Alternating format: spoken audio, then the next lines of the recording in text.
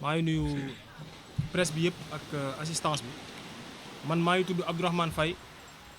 bokk nekk membre de la section communale de Pastef Thiaroye-sur-Mer nekk le secrétaire général de la JPS Thiaroye-sur-Mer nekk aussi membre du bureau de la JPS du département de Pikine en tant que président de la commission scientifique réflexion et stratégie. Donc tey dañoo woote woon waxtaan bi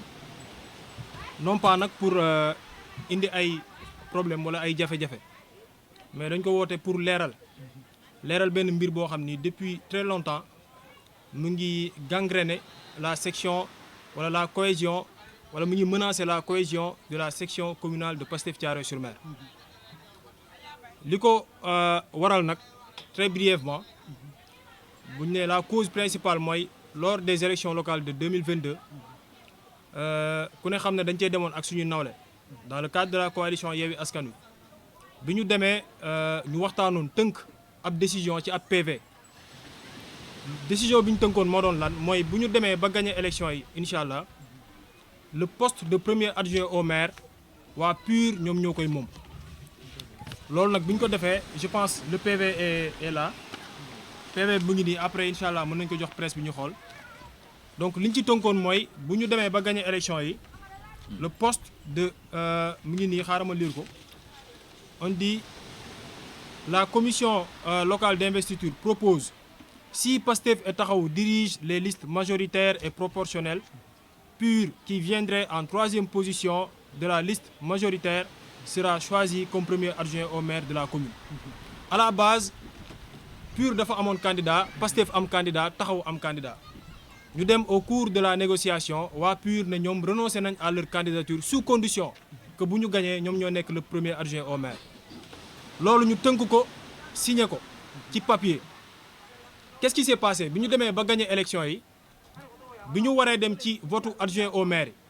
ñu ne ñu def clé de répartition bi ñu ne Pastef ñaari adjoint au maire lay am Taxawu am ñaar benn bi moom mooy PUR le premier adjoint au maire. bi ñu ñëwee ñun biir Pastef di waxtaan ci yan ñaari nit lañ war a yóbbu wala lañ war a proposer ci suñuy poste adjoint au maire le coordonnateur de la section il avait premièrement dit que moom il renonce bëggul poste premier adjoint au maire bokkuloon sax ci négociation yi. léegi qu'est-ce qui s'est passé bi ñu demee ba à la veille du vote retournement de situation am automatiquement le coordonnateur il est venu dire que man dama bëgg le poste de premier adjoint au maire parce que dafa am benn responsable ci parti bi moom moo ma wax su ma ko doonul loolu erreur politique la. loolu nag bi mu amee automatiquement ñun ñi ñu bañ parce que aussi ñun dafa am lu ñu dugal Pastef mooy ay principe ak ay valeur premier principe ak valeur mooy di wax dëgg di sàmm sa kàddu mooy boo tënkee dara ak say nawle politique même bu fekkee da ngaa dem ba ci biir sax nga rendre compte ni man damaa def erreur mais da ngay respecter la parole nga assumer sa erreur mais nga jël ci ay leçons donc automatiquement ñu ne ko ñun duñu ànd ci décision boobu noonu il s'est entêté mu dem ba le jour ji mu dem élection et ce qui s'est passé ñëpp xam nañ ko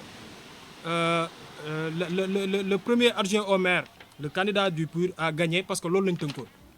depuis lors graduellement ñu ngi écarté ci section bi parce que man mii di wax ak yéen j'ai été retiré du bureau de la section communale parce que j'étais le membre du bureau j'étais le secrétaire général intérimaire bi nga xam ne le secrétaire général dafa dem tukki le 23 août 2022 lañ ma retiré ci groupe WhatsApp sur aucune base légale mbir mi di demee noonu mais ñun aussi depuis boobu waxuñu pourquoi on n'a pas préféré di wax wala di indi ay problème parce que dañoo gëm ni le parti Pastef li mu soxla mooy le travail de terrain li mu soxla mooy massification ak adhésion populaire des masses depuis 2022 ci loolu lañ nekkoon di def ay actions et loolu moo waral bi ñu ñëwee ba le dimanche passé 19 avril on a organisé à Thiaroye-sur-Mer des assises de la jeunesse mais mu nekk une très grande réussite à Thiaroye-sur-Mer toute la population déjà une première toute la population ñëw ba nga xam ni sax xajuñu woon ci salle bi loolu li muy traduire mooy c'était un travail boo xam ni c'est un travail à long terme un travail de terrain boo xam ni ça a porté ses fruits ce jour-là. Maintenant ce qui s'est passé c'est quoi au lendemain du 19 le 20 avril monsieur le maire Abdoul Aziz Gueye et Alpha Mohamedou Gueye ont été éjectés du groupe WhatsApp de la section communale de Pastef Thiaroye-sur-Mer. Man moom depuis 2022 lañ ma génne woon monsieur le maire Boubacar Djiba depuis aussi 2021 lañ ko génne woon section bi. Déjà li ma bëgg a préciser foofu mooy le parti Pastef reconnaître ab groupe WhatsApp ci texte parti bi doo ci gis groupe WhatsApp parce que man fi ma toog ni mën naa léegi créer groupe WhatsApp dugal ci ñu ma neex mais le problème c'est que action boobu noonu lan lay traduire mooy le fait que nga éjecté nit ci groupe WhatsApp bi loolu ce que ça traduit mooy une volonté d'écarter une volonté d'expulser des patriotes ci biir section communale bi te ñun suñu texte parti dafa am nu ñu ko tënkee boo demee ci article 31 parce que ñoom seen décision fi ñu ko basé nee nañ ñun dañoo violer article 3 bu texte yi parce que dañoo dem créer benn mouvement distinct boo xam ni bokkul ak Pastef et je dois préciser que j'avais la date en date du samedi 14 février 2026 le mouvement And Doolel Abdoulaye Niang qui est actuellement le coordonnateur a organisé un meeting lors duquel le coordonnateur départemental Cheikh Aliou Bey s'est permis de dire que à Thiaroye-sur-Mer Abdoulaye Niang lañ fiy teg Thiaroye Gare diw lañ fay teg après ñun ñëpp ñu àndandoo ñu dem jëli Pikine jëli ville de Pikine bi la gravité de ce fait mooy d'abord suñu parti dafa am nu mu organiser les choix des candidatures je pense que le président Ousmane Sonko ku ne dégg na récemment muy wax ni man tànnaluma kenn candidat du ma dem ci benn commune di tànnal kenn candidat parce que loolu il revient à la base de choisir leur propre candidat parce que ñoom ñoo xam seen réalité commune mais aussi en vertu du principe de la démocratie interne bi nga xam ne parti bi noonu la mës a doxee amul kenn koo xam ne da nga war a ñëw si ab commune di imposer ab candidat donc fii bu amee kenn koo xam ne day violer les textes du parti day défier sax l'autorité du parti parce que le président du parti day wax jaar nii mu ñëw def leneen il s'appelle Cheikh Aliou Badara Bey coordonnateur départemental de Pastef de Pikine donc je disais l'article sur lequel ils se sont basés pour retirer ñu groupe bi déjà ils ont mal interprété l'article parce que tout simplement l'activité du 19 avril c'est la cellule de Pastef Thiaroye Touba qui a été installée par le coordonnateur Abdoulaye Niang lui-même ici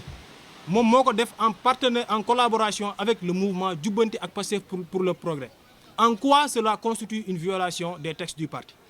mais mieux soo demee ci biir texte yi article 31 du règlement intérieur du parti Pastef article bi dafa organiser ab militant bu violer texte yi naka lañ ko war a sanctionner boo demee ci article bi dañuy wax ni c'est le bureau politique du parti Pastef moom moo am exclusivement la plénitude wala le ressort de sanctionner un militant te sanction boobu sax buñ koy def naka lay demee bu fekkee le coordonnateur communal wala départemental dafa jàpp ni diw dafa violer texte yi moom amul droit jël benn décision day bind adressé ko au bureau politique ne leen diw dafa violer texte yi bureau politique tamit avant muy jël décision day woo le mise en cause entendre ko sur la base de ces éléments de réponse bu sanction di am mu am bu leneen di am mu am te même bu sanction di am sax sanction bi day graduel maanaam du ñu ñëw rek génne le parti bi dafay am blâme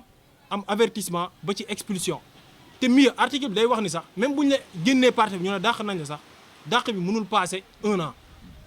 parce que je veux préciser que amul benn parti politique buy dàq ay nit texte yi ne article bi ne bu ñu la dàqee par exemple bu ñu tey le 24 avril 2026 te bu fekkee tey lañ jël décision dàq la parti bi le 24 avril 2027 automatiquement tu es devenu membre de fait à Pastef parce que 1 an la sanction bi di durer donc tout ceci étant dit actuellement kon ñun li ñu mën a retenir mooy ñun nous sommes des victimes maintenant nous sommes des victimes de quoi nous sommes victimes de notre engagement politique nous sommes victimes de notre force politique à Thiaroye-sur-Mer parce que actuellement jàpp naa ni ku bëggul bokk Pastef la scène politique la configuration politique actuellement au Sénégal ñëpp xam nañ ñi bindoo ñaari camp moo fi am le camp du système ak le camp de l'antisystème le camp de l'antisystème qui est aujourd'hui porté et voilà animé par la coalition Diomaye Président lan moo gënoon yomb ci ñun ñu dem dugg Diomaye Président bu fekkee privilège lañu bëgg wala dañu bëgg a génn Pastef dara tere wuñ ko donc je veux préciser que nous sommes des militants à part entière de Pastef les patriotes nous sommes en fait déterminés à consolider la force politique maanaam dooleel Pastef ci la commune de Thiaroye-sur-Mer ak le département de Pikine bu amee kenn koo xam ni day violer texte yi ay calcul politique am jaral na ko muy écarter ay nit di violer texte parti bi encore une fois il s'appelle Cheikh Aliou Badara Bey maire de la commune de Diamaguène Sicap Mbao et coordonnateur départemental de Pastef Pikine mieux lan moo waral nag moom muy def loolu noonu en fait en notre encontre mais à l'encontre aussi de tous les militants de Pikine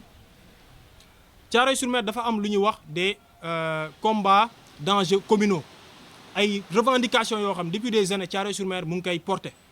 nekk ay combats yoo xam ni amul ñëpp Thiaroye gi yëpp ñoo koy porté bu ñu ko waree porté amul parti politique amul coloration politique. combat boobu mooy la restructuration urbaine de Thiaroye-sur-Mer la délocalisation de l'usine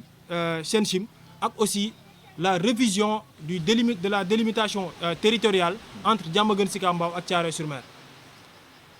parce que dañoo jël depuis la révision de 1996 jël benn portion de terre à Thiaroye-sur-Mer muy côté Mbatal bi daal koy rattaché à la commune de Diamaguène Sicap Mbao mais fan la paradoxe bi nekk pipeline yi nga xam ni moom moo dem Sarr pipeline yooyu traversé wul Diamaguène Sicap Mbao Thiaroye-sur-Mer la traversé tey bu amoon explosion mara détaillé Thiaroye-sur-Mer yëpp mën naa ni en fait jiyee dina fi am mais Diamaguène Sicap Mbao du ci am benn jafe-jafe. comment se fait-il que en fait man miy subir man awma c'est-à-dire ñu jël man jox ma li nga xam moom mooy les conséquences après ñu jël tout ce qui est recette ak terre daal koy rattaché à Diamaguène Sicap Mbao. cette revendication là je dois préciser que c'est moins une question de personne qu'une question de justice territoriale. loolu lan lay signifier mooy bu ñuy revendiquer loolu la personne les maires yi fi nekk actuellement amuñu ci solo parce que maa ngi wax 1996 boobu Cheikh Aliou Bey nekkagul maire le maire de Thiaroye-sur-Mer aussi nekkagul maire te bu subaa tamit ñoom dañuy dem bàyyi fi les communes maintenant lui nag contraire